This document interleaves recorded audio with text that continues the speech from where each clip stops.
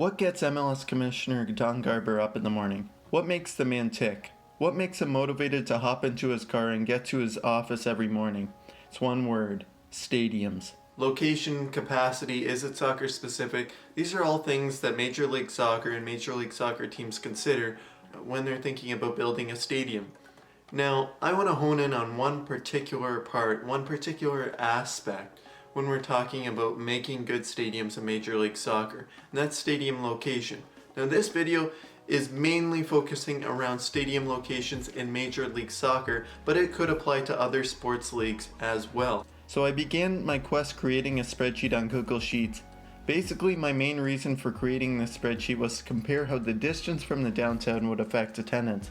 I didn't have a complete bulletproof measure of determining what the downtown was, so I looked up what people determine the downtown of each MLS city on Google Maps, if it was available, the center of the downtown I should say, and compared the main route's driving distance to the stadium. So I used 2019 attendance numbers because they are the last attendance numbers that haven't been affected by COVID-19. So I thought that was good to mention right there. Anyway, after a little bit of retrieving these statistics, I developed my spreadsheet comparisons and my graph. Then I ordered the attendances from greatest to least, with Atlanta United at the top with just over 50,000 fans a game, while Chicago Fire was rock bottom with 12,324 fans on average. I'll show you that ordered list in a second. Just hold off for a little bit because let's look at the graph that was created from comparing the driving distances to the downtown and kilometers to the attendances. This will be in the metric system. I'll leave up a conversion on the screen. But the higher the points on the graph are, the higher the attendances are, as well as the further to the right the dots are, the further the driving distance is. This means that the dots on the right of the scatter plot are largely in different cities from the actual market they're serving, such as Colorado Rapids playing in Commerce City, Colorado, instead of playing in Denver, Colorado. With the line of best fit, it is clear that the closer a team plays to its downtown center, the higher the average attendance it will be. There are outliers, but even considering them, there is a fairly telling trend that as stadiums start to get around 15 kilometers away from the downtown core, they start to drop below the 20,000 attendance mark much more often. In fact, between downtown and about 45 kilometers away from that, like right in the center of the downtown, compared to 45 kilometers away from right in the center of the downtown, there's about a 10,000 person drop in average attendance. Now, I wanted to show you the order list here for you to look at, but also to demonstrate that a lot of these teams with the highest attendances aren't even the biggest markets. I used a Wikipedia article ranking the biggest metropolitan areas in 2015, and the darker shaded green areas are teams in the top 5 most populated markets in the USA and Canada, while the lighter green represents the next 5. So if you look at those, after a while, you'll notice that Dallas and Chicago are really the most severely underperforming markets, in large part due to playing far away in the suburbs of the main city that they represent. At least that's what I believe.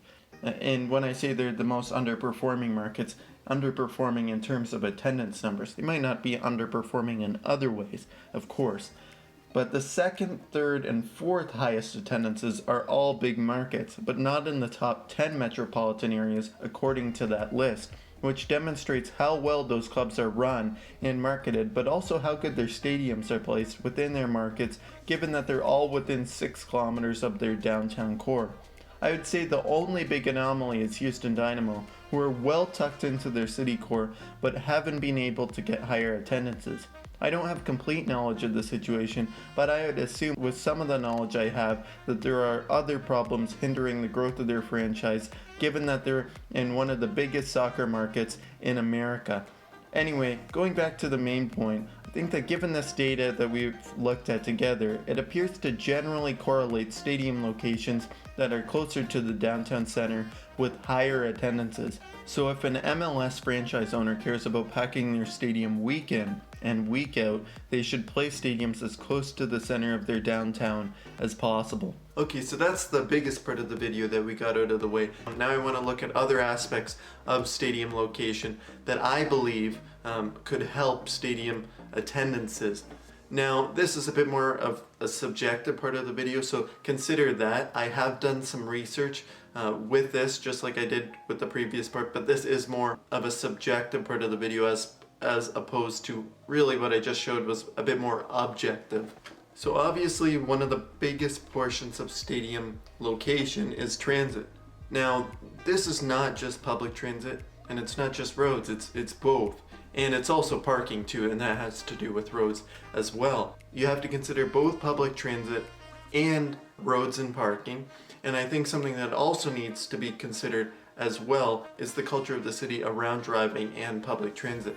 You know, you look at Toronto, you look at Vancouver, you look at New York City. These are all very public transit friendly cities. Versus you might look at Sporting Kansas City, where they fill their stadium every single week, just about. And their stadium is a bit outside of the downtown. And people drive to the stadium, and I would assume that probably Kansas is a bit more of a driving reliant kind of place where people are a bit more tolerant of driving a little bit of a distance to get to the stadium, because they do that for most stadiums. So I think that's something that's good to acknowledge when we're talking about transit. With car transportation specifically, I would say that you need quite a bit of parking, particularly in more suburban stadium locations that are more car dependent. There's also a need to make sure that the main roads that fans would use to get to the games are capable of supporting significant amounts of fans coming to the stadium without having too many traffic issues, or else it could deter fans from going to the games. I can personally think of the time spending a lengthy period not too far away from BMO Field in a car on Lakeshore Boulevard, waiting to get to the stadium but stuck in a traffic jam. The view is nice, but the traffic isn't. Now, BMO Field is in the downtown, but when it comes to more suburban stadiums, it is quite helpful for that reason to locate the stadium near a highway so that the road transportation has enough capacity to support the incoming fans so that traffic can be mitigated. One of the main ways that this is mitigated in downtown cores is through the use of public transit, as I previously mentioned. Toronto's public transit system isn't perfect, but it is definitely a solid public transit system that can help Torontonians get to the game in quite a fast and efficient fashion.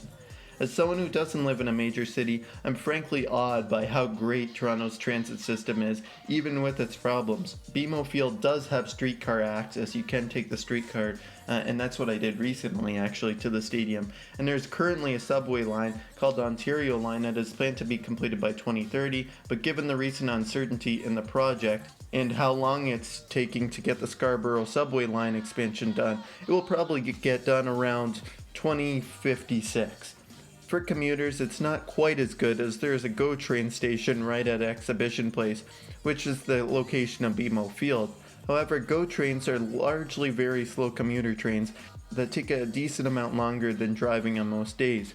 BMO Field's transit options aren't state-of-the-art by any means, but for a North American city, the public transit options are quite plentiful, which only takes away barriers that may otherwise discourage fans from coming to the games. On the other hand, you look at places like Toyota Stadium that resides in Frisco, Texas, the home of FC Dallas, and the commute time by car is quite a lot, so I couldn't imagine the painful commute one would have to take on public transit to get there. Another thing that needs to be considered is what kind of goals is an MLS franchise trying to achieve by placing their stadium in a certain area? And what I mean by this, and I think this is one aspect of this. What I mean by this is, I believe back in the day with Chicago Fire, I believe I read it back, a few years ago, where when Chicago Fire first came to MLS, they were trying to tap in with a few of their fan bases to get more fans to the game. So think about that. They didn't build a stadium, they were playing in Soldier Field at the time, in the early days. And I believe there was a decent sized Polish population. So they decided to take advantage of that and start signing some Polish players that would attract Polish fans to the game. And I believe this was successful at first. And there's many things like this. I mean, you look at it with the LA Galaxy.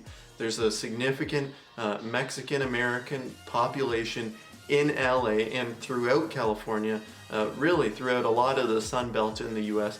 So they were trying to tap into it by signing players like Giovanni Dos Santos or Jonathan Dos Santos or Chicharito, how about?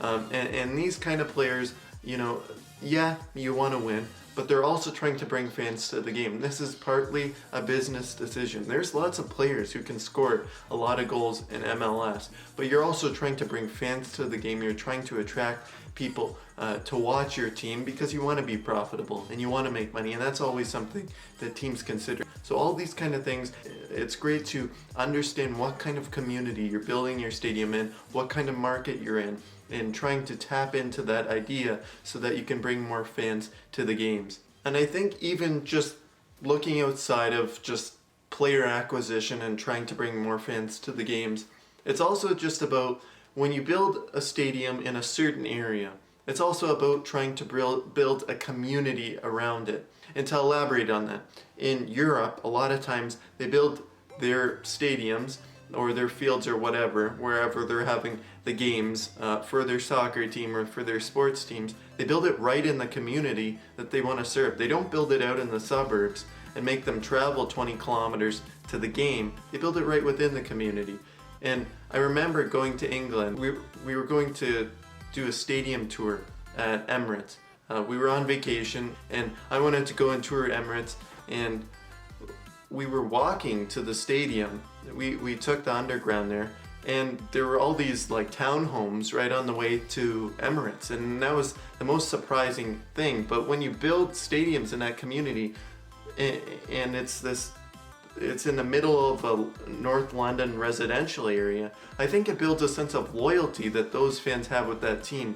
Those fans want to support their local North London team right there in Arsenal.